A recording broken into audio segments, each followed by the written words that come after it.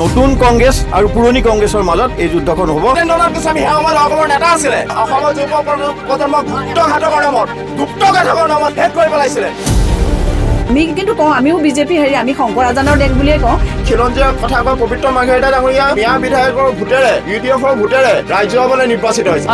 তাততকৈ বিডম্বনা কি থাকিব পাৰে? আমাক কৈ আছে যে কলেজ শিক্ষাখণ্ড যথেষ্ট উন্নয়ন কৰিছে। আকৌ বিল্ডিং বনালেতো উন্নয়ন নহয়, বিল্ডিং বনাই দিলে উন্নয়ন হয় জানো? আজি এখন অফিচ এখন বনাই দিলে আপোনাৰ উন্নয়ন হয় জানো? ইয়াৰ IC ৰুমো পোৱা নাযায়। চকীহাট আৰু মাছৰহাট এই দুইখন জেগা লৈ হৈছিল যোৰহাট নামটোৰ সৃষ্টি। আহোমৰ শেষ ৰাজধানী হ'ল যোৰহাট। শৈক্ষিক ক্ষেত্ৰতে হওক কি বৌদ্ধিক মহলতে হওক যোৰহাটৰ স্থান অসমৰ ভিতৰত সদায় 1 নম্বৰ বুলি গণ্য কৰা যায়। অসমত যি সময়ত বোকাচোটোৱা ৰাজনীতি চলিছে যোৰহাট ব্যতিক্ৰম। যোৰহাটত কিন্তু ইয়াতে বোকাচোটোৱা ৰাজনীতিটো নচলে। আৰু আজি আমি যেতিয়াৰ পৰা সাংবাদিকতা ষ্টাৰ্ট কৰিছিলো তেতিয়াৰ পৰা আমি সদায় যি দলেই নহওক, কংগ্ৰেছে হওক কি বিজেপিয়ে হওক, যোন পাৱাৰত থাকে তেওঁলোকক আমি প্ৰশ্ন কৰো। যিহেতু নিৰ্বাচন সমাগত আৰু জাষ্ট কেইদিনমানহে আছে, মই আছো যোৰহাটত আৰু মোৰ লগত আছে বিজেপি দলৰ ছাপোৰ্টাৰ্ছ বিলাকো আৰু কংগ্ৰেছ দলৰ। মই প্ৰথমে বিজেপি দলৰ কৰ্মকৰ্তাৰ ওচৰলৈ যাম। আৰু যিহেতু যোৰহাট নগৰত 25 বছৰ ধৰি বিজেপিৰে MLA আছিল, প্ৰথম প্ৰশ্নটো মই বিজেপি দলক সুধিম যে যোৱা 25টা বছৰ হিতেন্দ্ৰনাথ গোস্বামী ডাঙৰীয়া ইয়াতে MLA হৈ আছিল, বিধায়ক ৰূপে আছে। যোৱা 25 বছৰত তেওঁ কৰা 5টা ভাল কামৰ বিষয়ে মোক কওক। তেখেতে 1991 চনত পোনপ্ৰথমবাৰৰ বাবে MLA হৈছিলে। হাইকোৰ্টৰ তেখেত উকিল আছিল। তেতিয়া যোৰহাটৰ সকলোতকৈ ডাঙৰ সমস্যা হৈছিলে নিমাতীৰ গৰাখহনীয়া। তেতিয়া তেওঁ নিমাতীৰ গৰাখহনীয়াৰ বিষয়টো তেখেতে বৰ গম্ভীৰভাৱে লৈছিল আৰু সেই সময়ত কেন্দ্ৰত নৰসিংহ ৰাওৰ নেতৃত্বত কংগ্ৰেছ চৰকাৰ আছিল। তেখেত দিল্লীলৈ গৈছিল আৰু নিমাতীৰ গৰাখহনীয়া ৰোধ কৰি যোৰহাট নগৰখনক প্ৰটেকশ্যন দিবৰ কাৰণে তেওঁ কেন্দ্ৰীয় নেতৃত্বক লগ ধৰিছিলে আৰু তেওঁৰ অনুৰোধ মৰ্মে সেই সময়ৰ চৰকাৰে আমাৰ নিমাতীত শৈলস্পাৰ নিৰ্মাণ কৰাৰ কাম আৰম্ভ কৰিছিলে। তেওঁৰ সকলোতকৈ ডাঙৰ অৱদান হৈছে সেইটো। দ্বিতীয়তে তেখেত যেতিয়া শক্তিমন্ত্ৰী আছিলে, অসমত ব্যাপক লোডশ্বেডিং হৈছিলে, নানান সমস্যা দেখা দিছিলে। সেই সময়ত তেওঁ দিল্লীলৈ গৈছিল আৰু কেন্দ্ৰত বিজেপিৰ চৰকাৰ আছিল আৰু বিজেপি চৰকাৰ থকাৰ সময়ত সেই সময়ৰ আপোনাৰ শক্তিমন্ত্ৰী পি ৰংগৰাজন কুমাৰমংগলমক সাক্ষাৎ কৰিছিল আৰু সাক্ষাৎ কৰি কাৰ্বি আংলমৰ কাৰ্বি লাংপি জলবিদ্যুৎ প্ৰকল্প নিৰ্মাণৰ কাৰণে আহ্বান জনাইছিল আৰু আহ্বান জনোৱাৰ পাছত তেওঁ এই আহ্বানৰ প্ৰতি সঁহাৰি জনায় আৰু তাৰ পাছত এই কাৰ্বি লাংপি যিটো জলবিদ্যুৎ উৎপাদন প্ৰকল্প তেওঁৰ দিনত স্থাপন হয় আৰু পৰৱৰ্তী কালত কংগ্ৰেছ চৰকাৰৰ শাসনকালত ইয়াৰ কাম কাজ সম্পূৰ্ণ হয় আৰু প্ৰদ্যুৎ বৰদলৈ শক্তিমন্ত্ৰী হিচাপে এইটো উদ্বোধন কৰিছিল। আৰু তৃতীয়টো তেখেতৰ সকলোতকৈ অৱদান হৈছে যে আমাৰ ছটাইত থকা যিটো বৰ্ষা বন গৱেষণা কেন্দ্ৰ সেইটো নিৰ্মাণ। সেই সময়ত তেওঁ বিৰোধী পক্ষৰ MLA আছিল।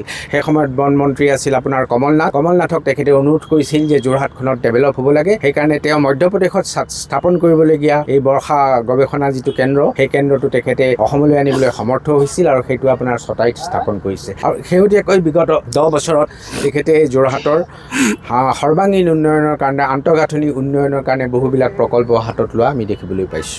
মই এতিয়া কংগ্ৰেছ দলৰ ওচৰলৈ আহিম। তেওঁলোকে কৈছে যে 5টা ভাল কামৰ কথা। যোৰহাটত সঁচাকে যি যোৱা 25 বছৰৰ যিটো আপোনাৰ যোৰহাটে পৰিৱৰ্তন দেখিবলগীয়া আছিল, সেয়া দেখিল নেকি? আপোনাৰ কিছু সময় আগতে আপোনাৰ সন্মানীয় বিজেপিৰ নেতা চিৰঞ্জীৱ শৰ্মা ডাঙৰীয়াই যিকেইটা কথা ক'লে মই এইফালে বহি ৰখি পেলাই একচুৱেলি হাঁহি উঠিলে তেখেতৰ প্ৰথম দুটা কথাত। নিমাতী গৰাখহনীয়া ব্যৱস্থাটো সেই সময়ৰ সাংসদ আমাৰ বিজয়কৃষ্ণ সন্দিকৈৰ তৎপৰতাত সেই সময়ত যোৰহাটত যিটো মানে নিমাতী গৰাখহনীয়া সমস্যাৰ স্থায়ী সমাধানৰ দিশত কাম কৰা হৈছিলে। আৰু দ্বিতীয় কথা হৈছে আটাইতকৈ হাস্যকৰ বিষয় যে তেওঁৰ বৰ্ষাৰণ্যৰ যিটো স্থাপনৰ কথা হৈছে, বৰ্ষাৰণ্যটো সেই সময়ত যোৰহাট বিধানসভা সমষ্টিত হিতেন্দ্ৰনাথ গোস্বামী যিটো ক্ৰেডিট খাবলৈ বিচাৰিছে, সেইটো টাইমত যোৰহাট বিধানসভা সমষ্টিৰ সেই অঞ্চলটো অংশই নাছিল। বৰ্তমান আফটাৰ ডিলিমিটেশ্যন সেইটোৱে এতিয়া বৰ্তমান বৰ্ষাৰণ্যটো যোৰহাট বিধানসভা সমষ্টিৰ অন্তৰ্গত আছে। সেই সময়ত আমাৰ সাংসদ প্ৰয়াত বিজয়কৃষ্ণ সন্দিকৈ কেন্দ্ৰ চৰকাৰ আমাৰ UPA চৰকাৰৰ নেতৃত্বত সেই বৰ্ষাৰণ্য প্ৰকল্পটো হৈছে। মই প্ৰত্যাহ্বান জনাইছো বৰ্তমানৰ বিধায়কজনক যে যোৰহাটত আটাইতকৈ লজ্জাজনক বিষয় যে যোৰহাট নগৰৰ ৰাইজে খোৱা পানীটোৰ বাবে হাহাকাৰ কৰিব লগা হৈছে। 4 নম্বৰ ৱাৰ্ডত যোৰহাট নগৰ যেতিয়া আৰ্ছেনিকযুক্ত পানী খাব লাগিছে, সেই সফলতা definitely goes two Hitendranath Goswami. সেই সফলতাৰ ক্ৰেডিট হিতেন্দ্ৰনাথ গোস্বামী লওক। যোৰহাটৰ এখন তেখেতৰ বিধানসভা সমষ্টিৰ অন্তৰ্গত আমাৰ হোমিঅ'পেথিক কলেজখন আছিলে, যোৰহাট শৈক্ষিক নগৰী বুলি কোৱা হয়। সেই হোমিঅ'পেথিক কলেজখন যোৰহাটৰ পৰা উঠাই নিয়া হ'ল, কিন্তু তেওঁ মুখত চেলোটেপ মাৰি থাকিলে। তেওঁ এটা শব্দ চৰকাৰৰ বিপক্ষে ক'বলৈ সাহস নহ'লে, কাৰণ আৰু তেখেতৰ যে অকৰ্মণ্যতা প্ৰমাণ আমি ক'ব নালাগে। তেখেতৰ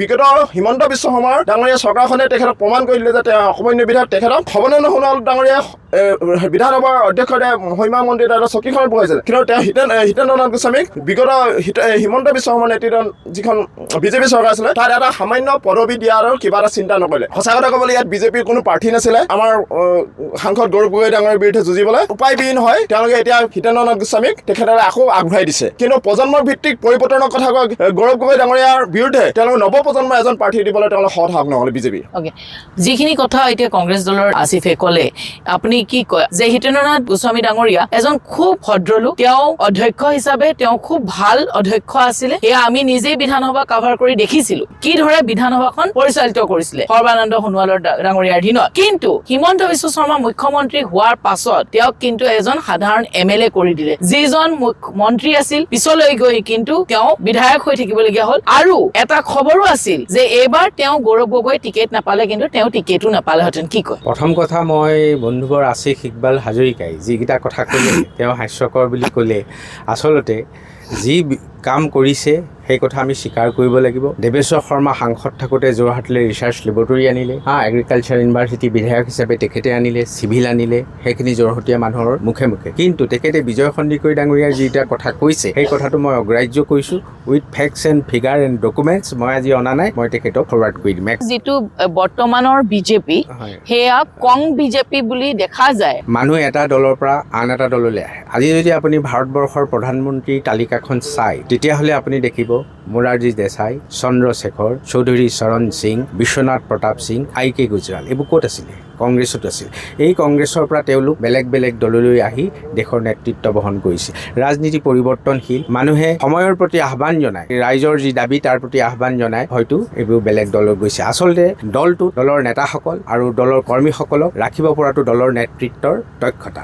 বৰ্তমান অসম প্ৰদেশ কংগ্ৰেছৰ যিগৰাকী সভাপতি নাম ল'ব বিচৰা নাই, তেখেতে বিশেষ 2-4জন নেতাৰ পৰামৰ্শ মতে চলে। গতিকে তাৰ বাবে তেখেতৰ দলটোক ধৰি ৰাখিব পৰা নাই। আৰু সঁচা কথা ক'বলৈ গ'লে গৌৰৱ গগৈ নেতৃত্বত আজিৰ তাৰিখত কংগ্ৰেছ অৱক্ষয়ৰ শেষ বিন্দুত উপনীত হৈছে বুলি ক'ব পাৰি। গৌৰৱ গগৈ ডাঙৰীয়াই যিটো নেতৃত্ব তাতে কংগ্ৰেছ দলটো ধৰি ৰাখিব পৰা নাই বুলি বিজেপিৰ তেখেতে কৈছে। কি কয়? আচলতে তেওঁ সদায় নতুন জেনেৰেশ্যনক আগুৱাই নিবৰ কাৰণে সদায় চেষ্টা কৰি আছে। যিখিনি আগৰ জেনেৰেশ্যন তেওঁলোকৰ চিন্তাধাৰাও পুৰণি, আজিৰ জেনেৰেশ্যনটোৱে সদায় বিচাৰে যে আমাক নতুনত্ব লাগে। সেই নতুনত্বটো গৌৰৱ গগৈ ডাঙৰীয়াই দিব বিচাৰিছে। আৰু যিখিনি মানুহে দলৰ হকে কাম কৰিও পিছপোকৰত বেলেগ দলক যদি ইনফৰ্মাৰ হিচাপে কাম কৰি থাকে সেইখিনি চাফাই হৈছে। আপোনাৰ যদি আজি মুখখন যদি ক'লা কিবা ৰং সানি দিয়ে আপুনি মানুহগৰাকীৰ মনটো একেটাই হ'ব। আপুনি যদি আগতেও কেলেংকাৰী কৰি আহিছে এতিয়াও কেলেংকাৰী কৰিব। সেইটো নিকা কৰিবৰ কাৰণেহে গৌৰৱ গগৈ এইখিনি কৰিছে। কি কয়? হয়, উপৰোক্ত বক্তাই যিটো কথা কৈছে সেইটো কথাত আমি একমত নহয়। যিহেতু গৌৰৱ গগৈ ডাঙৰীয়াৰ যিটো লেংগুৱেজ, বডি লেংগুৱেজ, তেখেতৰ যিটো স্বভাৱসুলভ বক্তব্য, তেখেতৰ যিটো অৰ্থনৈতিক বিকাশৰ ওপৰত চিন্তা, এই সকলো কথা লগ লাগি কংগ্ৰেছ দলত যিসকল মানুহে দুৰ্নীতি কৰি আছিলে সেই দুৰ্নীতি কৰা মানুহসকলে গম পাইছে যে এতিয়া ক্ৰমান্বয়ে যে গৌৰৱ গগৈ ডাঙৰীয়া এজন চিধা ব্যক্তি, সৎ ব্যক্তি, গতিকে তেখেতৰ লগত আমি টিকিব নোৱাৰিম। সেই হেতুকেহে তেখেতসকলে এতিয়া ৰং সলাইছে, চং সলাইছে। আৰু বিজেপি দলে কি কৰিছে, এতিয়া তেখেতসকলক গ্ৰহণ কৰি পেলাই তেখেতসকলৰ বিজেপিৰ পুৰণা কৰ্মীসকলক চাটাই কৰি চাফাই কৰি পেলাই এটা কং বিজেপি এটা দল নতুনকে গঠন কৰিলে। আজি বাজপেয়ী ভৱনটো আপোনালোকে চাওক, বিজেপিয়ে ইমান ধুনীয়াকে কৰিলে, যিটো কংগ্ৰেছে ইমান বছৰ শাসন কৰিও অসমত কিন্তু ইমান ভৱন এটা কৰিব পৰা নাছিলে। ইমান বাজপেয়ী ভৱনটো ইমান ধুনীয়াকে কৰিলে, সেই ধুনীয়াকে কৰা বাজপেয়ী ভৱনটো এতিয়া কিন্তু বিজেপিৰ নেতা তাত নাই। আমদানি কৰা কিছুমান নেতাৰে এতিয়া বিজেপি দল গঠিত। গতিকে কংগ্ৰেছৰ পৰা যিখিনি আমদানি হৈছে, গতিকে এতিয়া সকলো সৰ্বত্ৰ ৰাইজে ক'বলৈ লৈছে যে কংগ্ৰেছ আৰু বিজেপি লগ লাগি কংজেপি হ'ল। গতিকে বিজেপি অৰিজিনেল নাই। গতিকে এইবাৰ নতুন কংগ্ৰেছ আৰু পুৰণি কংগ্ৰেছৰ মাজত এই যুদ্ধখন হ'ব। সেই যুদ্ধখনত যোৰহাটৰ ভোটদাতাই সেইটো থিৰাং কৰিব আৰু এজন ডেকা য়ং এনাৰ্জেটিক লিডাৰক তেখেতসকলে এইবাৰ ইলেকশ্যনত জিকাব। ইয়াতে কোৱা গৈছে যে কংগ্ৰেছে কৈছে যে এইবাৰ নতুন কংগ্ৰেছ আৰু পুৰণা কংগ্ৰেছৰ মাজত এইবাৰ যুঁজখন হ'ব। আৰু কথাটো কিছু সংখ্যক আপোনাৰ যদি চাই তেতিয়াহ'লে মিছাও নহয়। বিজেপি পুৰণা লিডাৰ যেনেকে সিদ্ধাৰ্থ ভট্টাচাৰ্য, যোনে হিমন্ত বিশ্ব শৰ্মাক দলটোত আনিছিল, তেওঁৰে টিকেট কৰ্তন হৈছে।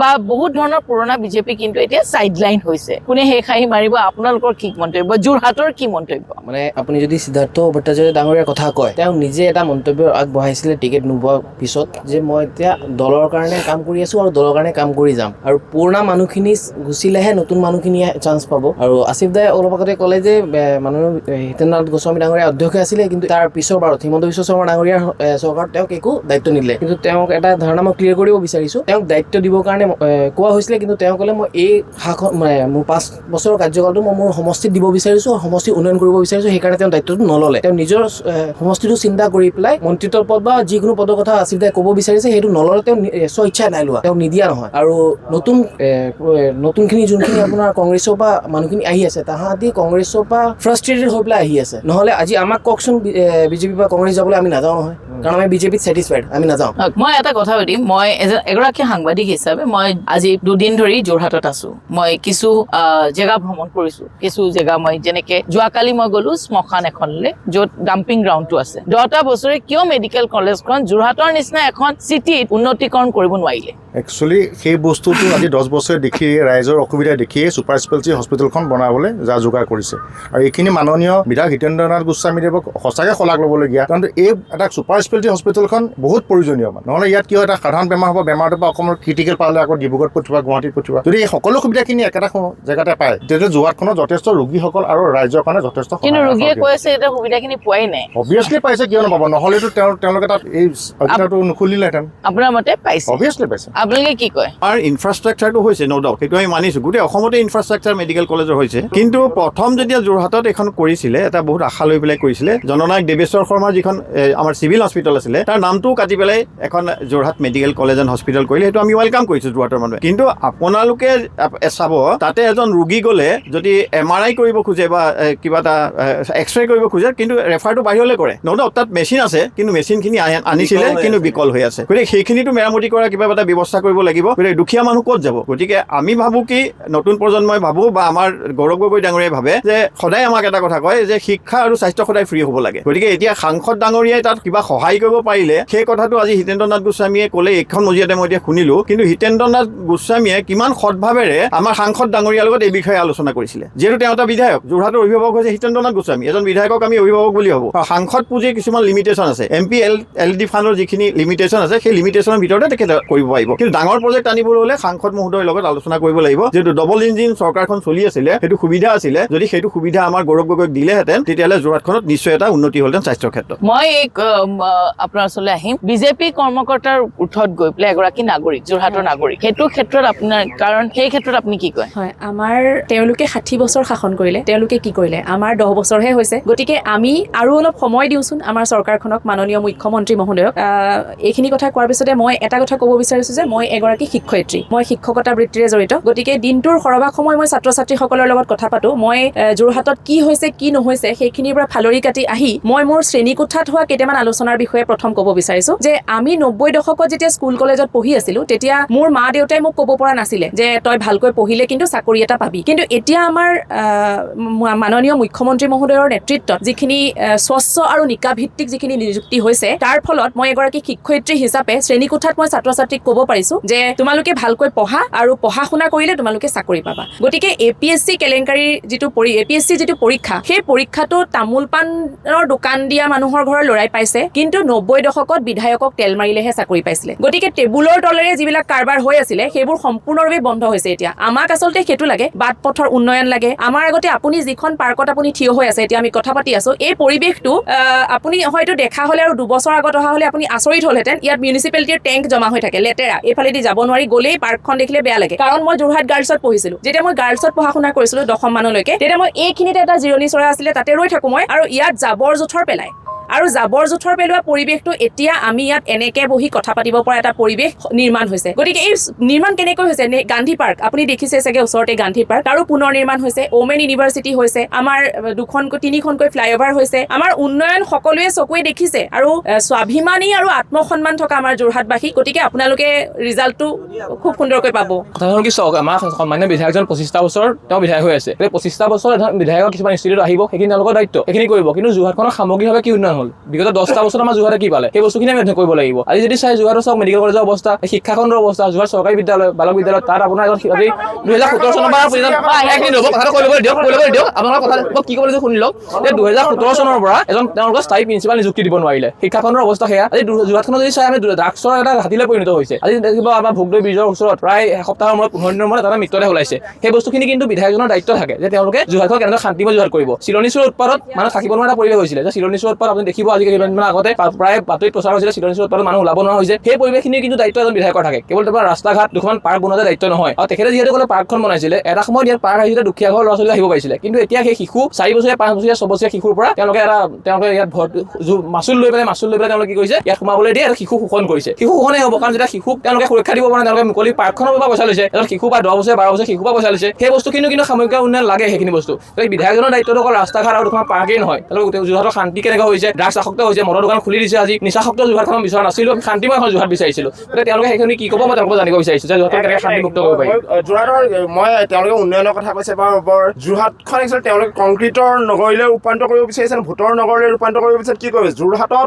91 চনৰ পৰা 2026 চনলৈকে মাজতে 10 বছৰ বাদ দি বিধায়ক থকা হিতেন্দ্ৰ নাথ গোস্বামীয়ে যোৰহাটৰ 5টা স্থায়ী প্ৰজেক্ট আনিব নোৱাৰিলে 5টা তেওঁৰ টাৰ্মত মই 91 চনৰ পৰা মই যেতিয়া ক্লাছ 6ত আছিলো 6ত থকা বা একেজন মানুহকে বিধায়ক হিচাপে দেখিলো কিন্তু বিধায়কজনে প্ৰজন্মৰ ভিত্তিক যিটো পৰিৱৰ্তন আজিলৈকে কৰিবলৈ সক্ষম নহলে যোৰহাটত আজিলৈকে এটা স্থায়ী প্ৰকল্প আনিব তেওঁলোকে সক্ষম নহলে বৰ্তমান বিধায়কজনে ইয়াতে নিজস্বতা একো নাই যিটো গতানুগতিক যিটো উন্নয়ন সেইটো গতানুগতিক উন্নয়ন চবতে হৈছে ভাৰতবৰ্ষ আজি 91 চনত যিটো ভাৰতবৰ্ষৰ পৰিৱেশ আছিল অসমত 91 চনৰ যিটো পৰিৱেশ আছিল সেইটো পৰিৱেশ নাই 91 চনৰ আলফাৰ যিটো উত্তপ্ত পৰিস্থিতি সেই পৰিৱেশ আমাৰ মাননীয় তৰুণ গগৈ ডাঙৰীয়া দিনত আজি কিছু শান্ত হৈ গৈছে কংগ্ৰেছৰ চৰকাৰ টাইমত যিটো শান্তিৰ পৰিৱেশ ঘূৰাই নিলে শান্তিৰ পৰিৱেশ ঘূৰাই পাছত অসমত যিটো ইনভেষ্টমেণ্ট প্ৰক্ৰিয়া আহিলে কেৱল তৰুণ গগৈ ছাৰৰ কাৰ্যকালত হোৱা তেওঁৰ কৰ্মময় যিটো যোগাত্মক দিশভাৱে আজি অসমত বা যিটো ত্বৰান্বিত হৈছে উন্নয়নৰ ত্বৰান্বিত হৈছে তৰুণ গগৈ ছাৰৰ ক্ৰেডিট ডেফিনেটলি মই যোৱাকালি এজন আমাৰ আৰ্মি অফিচাৰ এজনৰ সৈতে কথা পাতিছিলো তেওঁ 94 চনৰ পৰা যোৰহাটত চাকৰি কৰি আছে মাজতে তেওঁ বাহিৰলৈ গৈছে ঝাৰখণ্ডলৈও গৈছে তেওঁ এতিয়া মাননীয় মুখ্যমন্ত্ৰী মহোদয়ৰ যিখন অসম নিৰ্মাণ কৰা যিখন অসম তেওঁ কৈছে যে ইমানেই শান্তিপূৰ্ণ আগতে আলফা বুলি ক'লে মোৰ ঘৰলৈ ভাত খাবলৈ 7জন 8জন আলফা যায় মই নিজ চকুৰে মই সৰুতে দেখা 7জন বন্দুক লৈ গৈ টাৱেলেৰে মেৰিয়াই বন্দুক লৈ গৈ আমাৰ ঘৰ জোৰ জবৰদস্তি ভাত খাব বিচাৰে মায়ে ভাত ৰান্ধি খুৱাব লাগে সেইবিলাক বহুত নহয় আমি কংগ্ৰেছ চৰকাৰৰ চনৰ কথা নহয় ইয়াত সেই সময়ত এটা সময়ত তেনেকুৱা আছিলে কিন্তু এতিয়া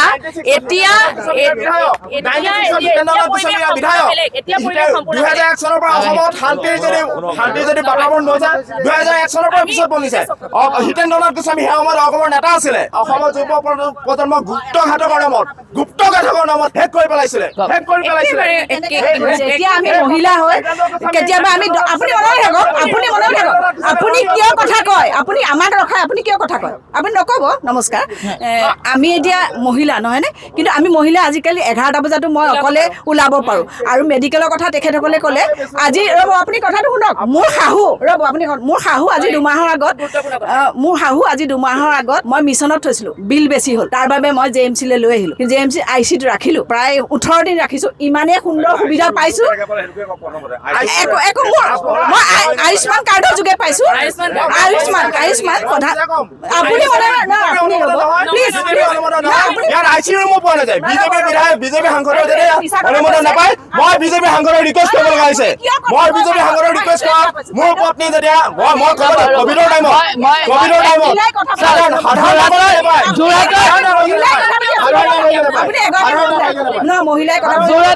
যোৰহাটৰ দুয়োজন নেতা গৌৰৱ গগৈয়ে হওক হিতেন্দ্ৰ নাথ গোস্বামীয়ে হওক তেওঁলোক কিন্তু ব্যতিক্ৰম মই ভাবো যে দুয়োটা দলেও সেই সংস্কাৰটো বজাই ৰাখিব লাগে সেইটো হলেহে আমাৰ কাৰণ আমি গুৱাহাটীত থাকি পেলাই যোৰহাটক লৈ আমি গৌৰৱ কৰো আজি মই ভাবো যে মই সেই একেটা মেছেজ লৈয়ে গুৱাহাটীলৈ ঘূৰি যাম কিন্তু তেখেতৰ মোক খেদি আহিছে এজন মহিলা হৈ খেদিয়াব নাপায় নহয় যিটো কথা ক'লে আপুনি যিটো কথা ক'লে যে যোৰহাটখন এখন সাংস্কৃতিক ৰাজধানী গতিকে এবাৰ দুইজন নেতাই আমাৰ গ্ৰহণযোগ্য নেতা গতিকে আমি এইটো কথা আমি ক'ম যে চৰকাৰ অৱধাৰিত চৰকাৰ আহিব চৰকাৰ যাব গতিকে আমি কি বিচাৰোঁ যে সৰ্বসাধাৰণ ৰাইজে বিচাৰে যে বস্তুৰ মূল্য অলপ হ্ৰাস হওক মানুহৰ জীৱন ধাৰণাটো অলপ উন্নত হওক আৰু সকলোৱে সৎভাৱে মিলা প্ৰীতি কৰি পেলাই থাকক এই কথাবিলাক মানে এইবাৰ বাৰ্তা লৈ আহিছে আমাৰ গৌৰৱ গগৈ ডাঙৰীয়াই গতিকে গতিকে সাংস্কৃতিক ৰাজধানীৰ পৰা এইবাৰ যোৰহাটে এইকাৰণে গৌৰৱ গগৈ ডাঙৰীয়াক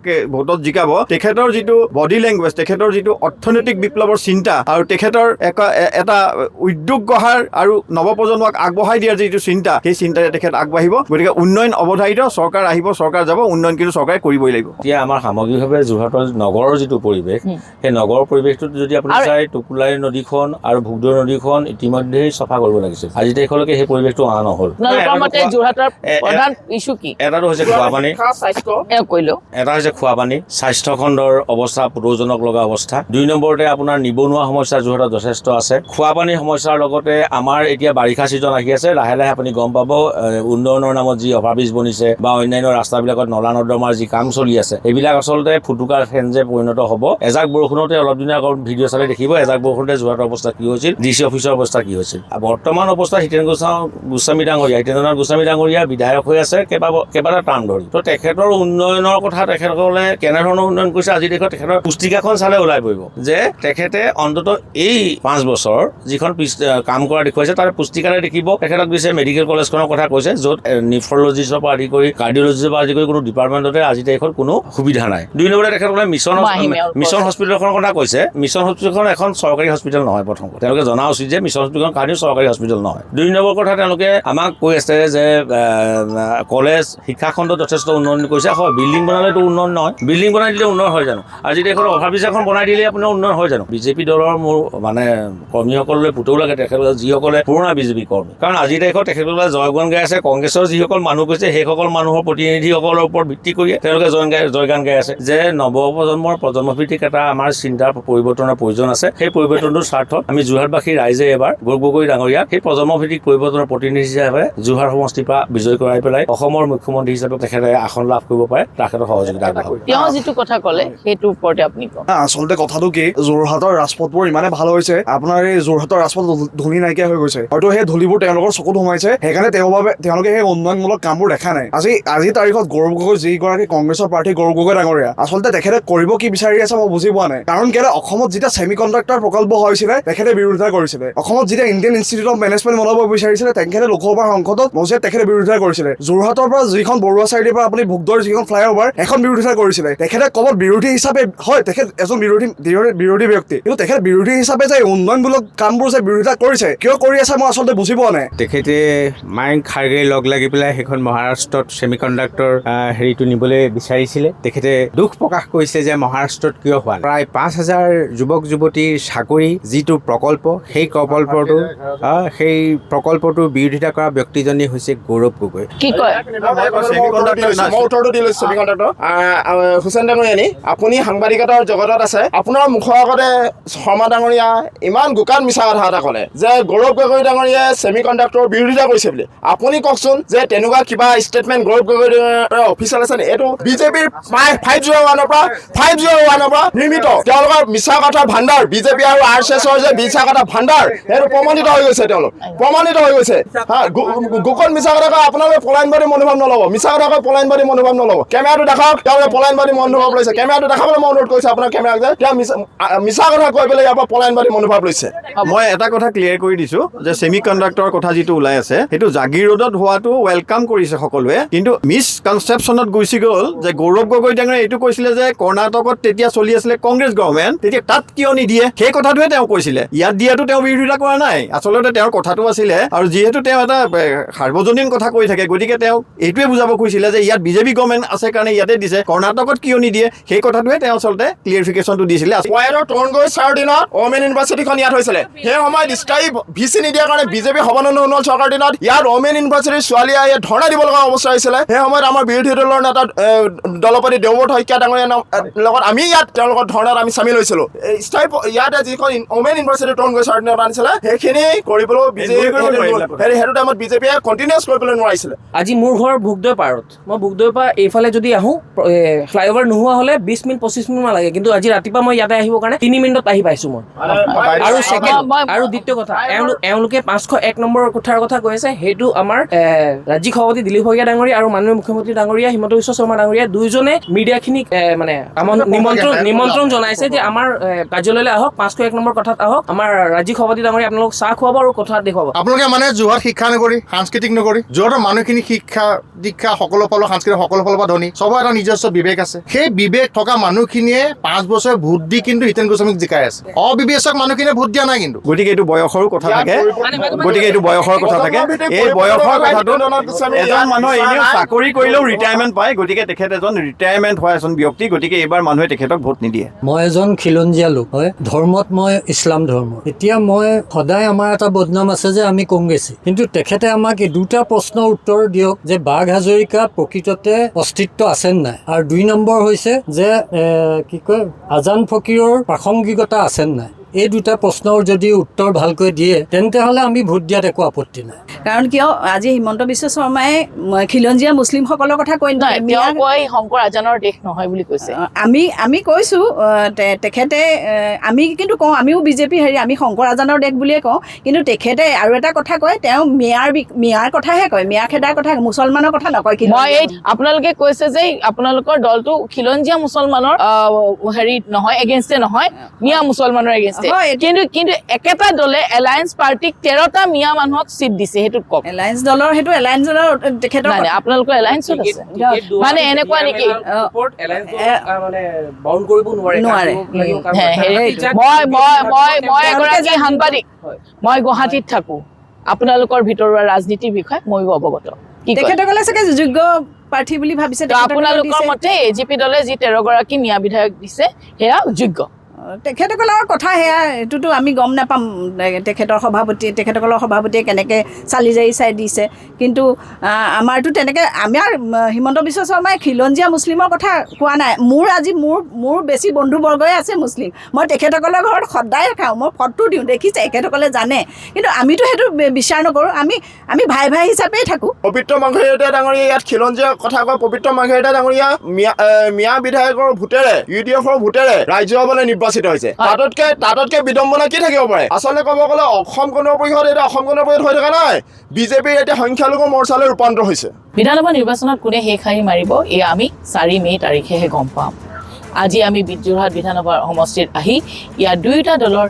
লোকসকলৰ লগত আমি কথা পাতিলোঁ ৰাইজৰ মাজত গৈ পেলাই আপোনালোকৰ আগত বাতৰি পৰিৱেশন কৰাটো বিচাৰে তেতিয়াহ'লে নৰ্থ ইষ্ট গ্ৰুপক লাইক শ্বেয়াৰ ছাবস্ক্ৰাইব কৰিবলৈ নাপাহৰিব